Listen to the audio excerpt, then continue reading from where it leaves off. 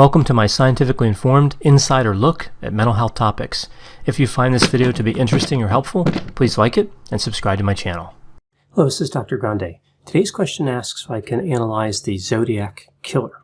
So, what are the mental health and personality factors at work in a case like this? So just a reminder here that I'm not diagnosing anybody, only speculating about what could be happening in a case like this.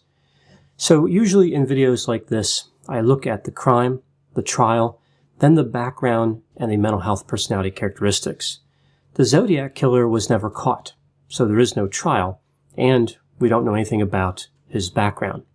The timeline is extensive because of the letters he wrote. Therefore, in this video, I'm going to weave the timeline together with most of the mental health analysis, but I'll still do a little bit more mental health analysis at the end. When attempting to construct an accurate timeline in a case like the Zodiac killer, we see it becomes challenging because experts don't agree on how many murders he committed. There does seem to be some consensus around the theory that he killed 5 people, so that's what I'm going to cover here in the timeline. I've also not included all of the communications. There are a lot of communications that were thought to have originated with the Zodiac killer. Many people sent messages pretending to be the Zodiac killer, so it's really very difficult to know which ones were authentic. So now we move to December 20, 1968. A 16-year-old female and a 17-year-old male were sitting in a parked car on their first date in a remote area north of San Francisco. Not long after 11 p.m., a killer approached their vehicle. He shot the male in the head while the victim was still in the vehicle. The female exited the vehicle but was shot several times in the back. 10 .22 caliber shell casings were found at the crime scene. At this point, of course, nobody knew about the Zodiac killer. This crime alone would not qualify the suspect as a serial killer. But even still, I find this crime has an interesting parallel to David Berkowitz, the son of Sam, who primarily targeted young couples sitting in their cars. Even though Berkowitz did not make physical contact with the couples, his motivation was sexual in nature. And it makes me wonder if we don't see the same thing here with the Zodiac killer in terms of a motive. Moving to July 4, 1969. Sometime around midnight, about 4 miles away from the 1968 crime scene, so again, north of San Francisco, 22-year-old Darlene Farron told her babysitter she was going out to buy fireworks. Darlene then picked up 19-year-old Michael Mayhew. Darlene was married to another man, so these two were having an affair.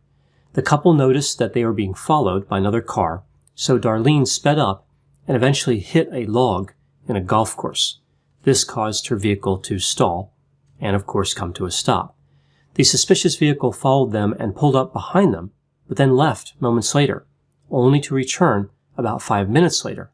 The driver parked behind them and he left his lights on. He exited his vehicle and walked up to the passenger side of their car, shining a flashlight in their faces. Darlene and Michael started to retrieve their driver's licenses because they thought the assailant was a police officer. The killer started shooting both Michael and Darlene. Darlene was struck 9 times. As the killer returned to his vehicle, Michael got a look at his face. The killer returned again and fired 2 more shots at each of the victims before ultimately driving away. The caretaker of the golf course reported to the police that he heard gunshots, but the police did not respond to the call because it was July 4, and they believed the caretaker was simply hearing fireworks. Not long after this, 3 teenagers reported the same shooting. This time the police decided they would respond. At the scene, they found that Darlene was dead and Michael was alive. Now, this account of what happened that night is interesting because Darlene and Michael were having an affair, as I mentioned. The police did not believe Michael's story for that reason. There were also some inconsistencies with the story. The police department switchboard received a call at 12:40 a.m., which was 2 minutes after Darlene was pronounced dead. The caller said he wanted to report a double murder. He gave the location of the couple and indicated that the cartridges used in the murder were 9mm Luger. He also claimed to have killed the other 2 victims that I was talking about before in the 1968 murder. The call originated from a payphone outside of the sheriff's office. Just after this, 3 of Darlene's relatives received telephone calls where the caller was just breathing heavy. They didn't say anything. So with this murder, we see that the Zodiac killer seemed to direct more attention to the murder of Darlene as compared to Michael. The idea here is that his focus and his drive are oriented toward women. Killing the man was something necessary for him to do what he really wanted to do, which was kill the woman. We also see some hesitancy. He chased them until they crashed. He left and then he came back, like he wasn't sure if he wanted to go through with it. He was still trying to figure out his MO. He was not comfortable as a killer. After being careful, if that is what he was trying to do by initially leaving, he then places a phone call from the payphone right outside the sheriff's office, taunting law enforcement to catch him. So we see hesitancy, but then we see he's really fearless. The last interesting thing I'll talk about in terms of this crime was the heavy breathing phone calls. It's possible that he knew Darlene, or else how would he have known to call 3 of her relatives, assuming he was the one that made the call. Darlene was also having affairs with a number of police officers, and it's thought that one of them perhaps called the relatives. That's not really a strong motive for them to do that. Another thought here is that the Zodiac killer selected Darlene because she was having affairs with police officers, and he wanted to get back at those officers. Moving to July 31, 1969. 3 area newspapers receive a letter from the killer. In the letter, he supplies details that only the killer could have known. He also sent each newspaper a distinct cipher, so there were 3 ciphers that would go together to make a complete message, at least in theory. Here we see our first look at the Zodiac killer's ability to murder grammar, and that's what he did in the letters that he wrote, right? He didn't have any respect for the rules of grammar. August 7, 1969, here we see a 3-page letter sent by the Zodiac killer. This is the first time the killer refers to himself as the Zodiac. In this letter, he provided more details about the crimes that only the killer would have known, and we see some other interesting elements here.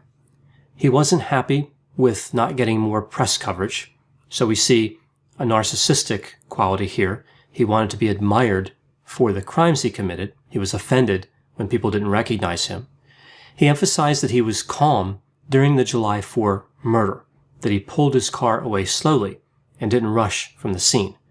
He wanted to be seen here as dominant, confident, and he wanted to be regarded as callous and unemotional. So he could commit this murder and just drive away casually. He wasn't flustered by any of this. He didn't want anybody to think less of him. Another point, he seemed to take pride in being able to aim his weapon using this flashlight he taped to the firearm. So the police had noted he was able to shoot these victims in the dark, and he was kind of explaining how he had this flashlight. I think here he's really just bragging to the police, like he had some sort of superior method in terms of using his weapon. He seemed to enjoy the idea that the police may be struggling to break the cipher. So mocking the police seems to give him pleasure. Bringing them down makes him feel superior. A couple from Salinas, California actually decoded the cipher a few days before this letter was delivered. So he thought the cipher had not been broken, but it had been broken. The Zodiac killer's message from July 31 indicated that he enjoyed killing people, and he believed that he was collecting slaves for the afterlife. This is the first good evidence that points to this idea that he was delusional or he wanted to appear delusional. This is a belief that we see with other serial killers, like they are collecting people. The more people they kill, the more they have later on in the afterlife. So they're helping themselves. They're building up their ability to be happy later on. Death is the ultimate insult for a narcissist. Through this delusion, the Zodiac killer could defeat death by preparing for it and looking forward to it. September 27, 1969, at around 4 p.m., at a man-made lake north of San Francisco, 22-year-old Cecilia Shepard and 20-year-old Brian Hartnell are having a picnic. The Zodiac killer approached them carrying a firearm. He was wearing a hood, and he had clip-on sunglasses attached to the outside of the hood to cover his eyes. He told a story about having just escaped from Montana. He said he wanted to steal their car and take their money. He told Cecilia to tie up Brian with some rope that he brought with him. Then he tied her up. He stabbed both of them. Cecilia would die a few days later. Brian would survive. After the attack, the killer used a felt-tip pen and drew a message on Brian's car door. It had a symbol that he'd used before. It's a crosshair-like shape. He also had the dates of the crimes and some other information. At 7:40 p.m., a person believed to be the killer calls the Napa Police Department and takes credit for what he described as a double murder. So the killer didn't realize that Brian was alive. The police found the payphone that the killer used and lifted a palm print from it. Here we see the low neuroticism of this killer. He's cold, calculating, unemotional, and has no empathy. He has an ability to stay calm. He also switched to a different method. So he had used a firearm, and now he uses a knife. I think here he wanted to show off his criminal versatility. He took pride in his actions, as evidenced by the resume of sorts that he recorded on that car door. At this point, we see the Zodiac killer has tried to kill 6 people, 3 females and 3 males, but he failed to kill 2 of the males. In what might have been an effort to prove he was capable of killing men, his next target was a man. This brings us to October 11, 1969, downtown San Francisco. The killer hails a cab driven by 29-year-old Paul Stine. He asks Paul to drive him to Washington and Maple. After arriving at that destination, he asks Paul to drive 1 more block after seeing a man walking a dog in front of the cab. So he was trying to avoid having witnesses. The killer shoots Paul Stine in the head with a 9mm semi-automatic pistol. He then exits the vehicle and opens the front door, takes the victim's wallet, wipes down the interior of the cab, closes the door, and wipes down the outside of the cab. Witnesses called the police, but the message was misinterpreted, so the police were looking for an African-American male instead of a Caucasian male. It appears the police did actually stop the Zodiac killer when they first came onto the scene. They asked him if he saw anything. The killer reported he saw a man waving a gun on Washington Street. The police followed that lead instead of taking him into custody. In a letter written 2 days later, October 13, 1969, the Zodiac killer seemed to corroborate this idea that the police should have caught him, but failed to do so. He included a torn piece of the victim's shirt, which had blood spatter on it, and he threatened to target students who would be riding school buses. Now, this crime was quite different than his prior crimes, killing somebody in a crowded area and in a manner that would certainly attract attention, and of course it did. Here we see a lot of criminal versatility and a number of efforts to avoid being caught, although he did leave a fingerprint on the inside of the car. October 22, 1969, the Oakland Police Department receives a call from a person claiming to be the Zodiac killer. The killer wants to get on a talk show with either F. Lee Bailey or Melvin Belli, 2 well-known attorneys. Melvin Belli did end up talking to a man on that show, but the call was traced back to a patient at a mental institution. Even though this person was not the Zodiac killer, this connects to something we see later on. November 8, 1969. The Zodiac killer writes another letter which appears to indicate he committed another murder in August. The only unsolved murder from August 1969 in that area was of 2 teenage girls. 2 years later, it would be connected to another murderer who did not commit the other Zodiac murders. This letter was also accompanied by a cipher, referred to as the 340 cipher because it had 340 characters. This cipher was never decoded, and it's not clear that it really contains any meaningful message. So here we see the Zodiac killer needs to feed his narcissism, even though he may be scared to commit more murders. Paul Stine was the last confirmed victim of the Zodiac killer. The next day, November 9, we see another letter, and this one makes it clear that the Zodiac killer killed 7 people. Of course, the police believed there were only 5 murders, right? So he added 2. In this letter, he suggests that he's going to change the way he commits murder so nobody will be able to attribute the murders to him. He said he'll make them look like accidents, routine robberies, or murders caused by anger. He talks about how he really didn't leave fingerprints behind, as it was reported in the news. He did that just to throw off the police. He again mocked the police for not catching him. He seemed to remove all doubt that the police had actually stopped him after the Paul Stine murder. So there was a massive missed opportunity there. They were right there with the Zodiac killer and let him go. He also described how he had built what he referred to as a death machine. This would be something he would be using, in theory, from now on to commit more murders. So here the Zodiac killer desperately tries to cover up the fact that he's not committing murders anymore. But he still wants to be feared. He wants to be mysterious and elusive. He begins a pattern of claiming victims that were not connected to him. That attorney I mentioned before, Melvin Belli, he received a letter from the Zodiac killer on December 20, 1969. This letter was accompanied by another piece of Paul Stine's shirt. In it, he talks about working on a bomb and expresses concern about losing control. He also uses the phrase Happy Christmas instead of Merry Christmas. This led people to believe that he may have been British. This is interesting because this is the same attorney who the institutionalized man had spoken with on that talk show. Was this a coincidence? Was there some sort of connection between the real killer and that man that no one could figure out? Or was the Zodiac killer listening to the talk show? If he was listening to the show, this is highly consistent with the narcissism he demonstrated before. He loved to hear people talking about him. This takes us to March 17, 1970. A woman named Kathleen Johns was driving near Modesto, California, when a man in a car behind her started flashing his lights and sounding his horn. She pulled over, and the man pulled over behind her. He got out and indicated that one of her tires was wobbling in the back. He offered to tighten up the lug nuts. After he was done, she pulled away and the wheel fell off. Evidently, he had removed the lug nuts. The man offered to give her a ride. She got into his car with her 10-month-old daughter. The man did not take her to a service station as he promised, but rather he drove around saying that he was going to kill her. He repeatedly pulled his car off the road like he was going to stop, but then he pulled back onto the road and accelerated. Eventually, Kathleen jumped out of the car with her daughter and hid in an irrigation ditch.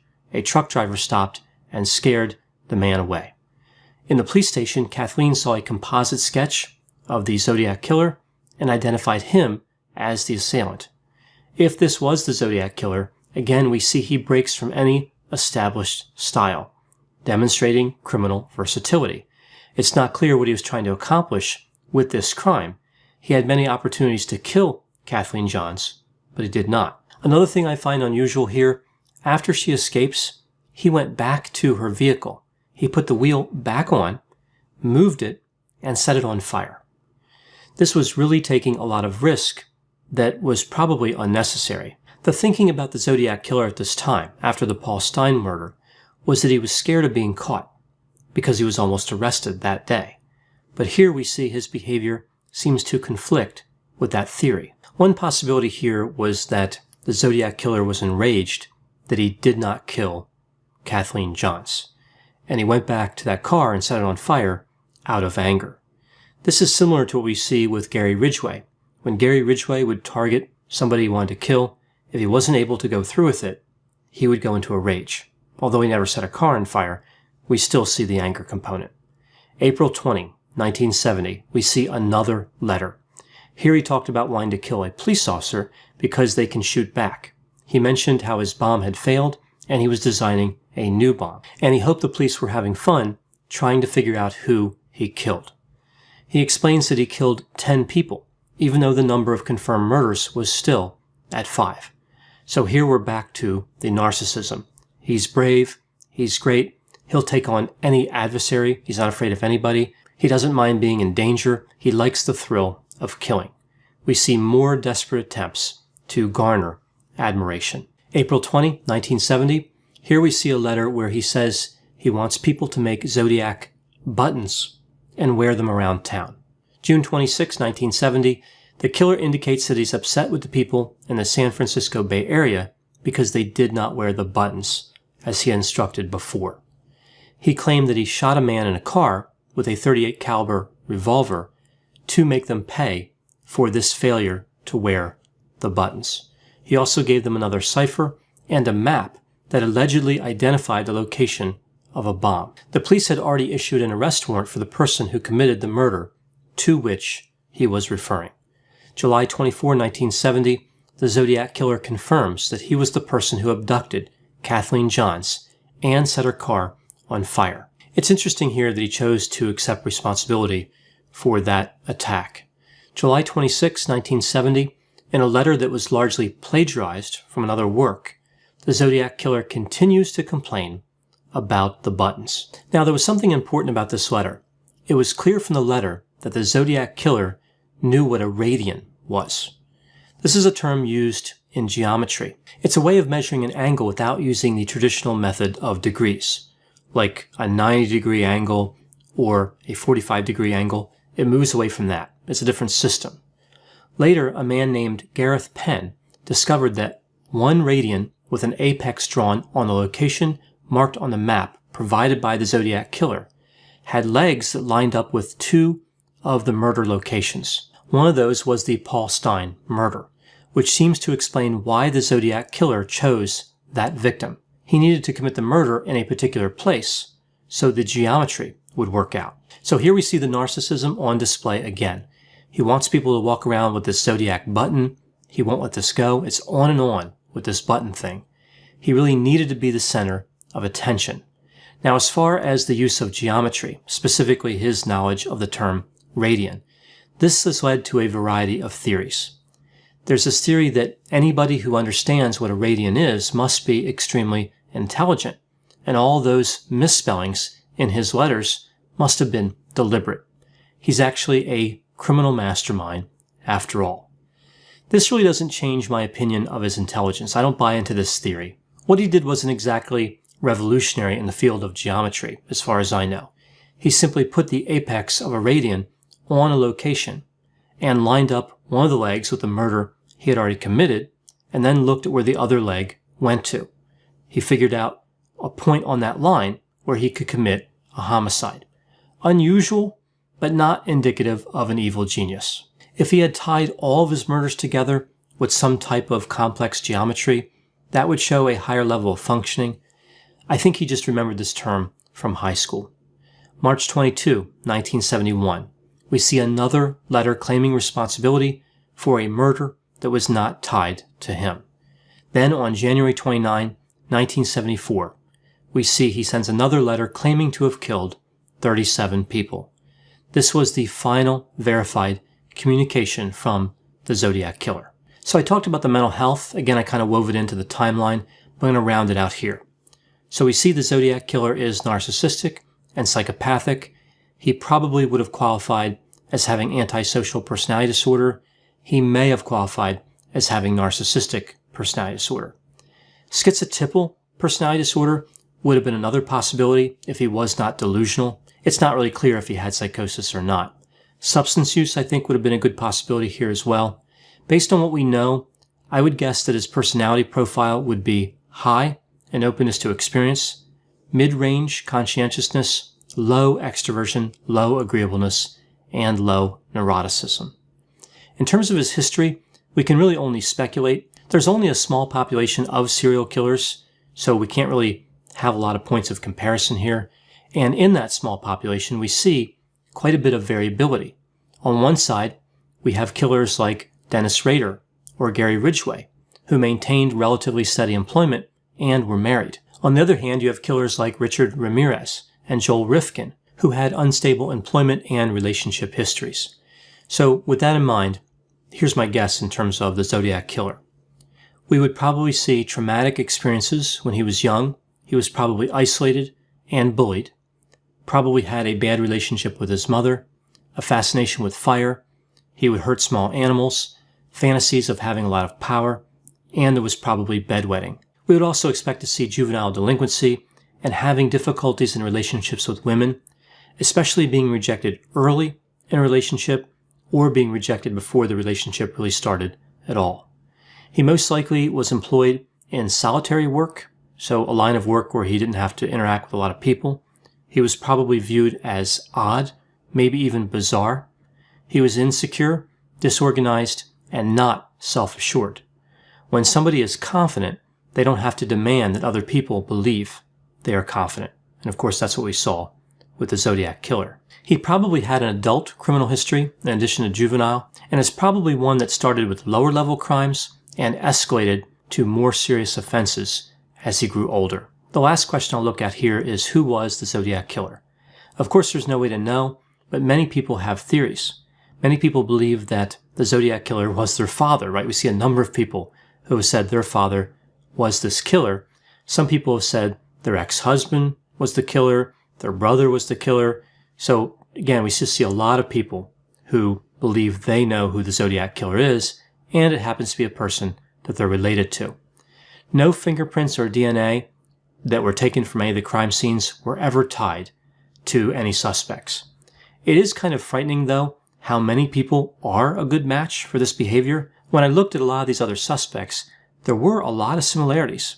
Every one that I looked at, it seemed convincing for a short time until we realized that there's always going to be overlap in these situations. There were probably thousands of people, if not more than that, if not tens of thousands or over 100,000 people, that in some way shared enough characteristics with this killer that somebody could say, okay, maybe they were the killer. So a lot of people might seem like they could be the killer, but only one person could be. And again, I haven't been convinced by any of the suspects that have been brought forward so far that I've seen. Maybe one of them was the Zodiac killer, but I don't think so. At this point, of course, it's likely that the Zodiac killer has died. He may have died in prison or somewhere else, but either way, it's likely he's not alive now.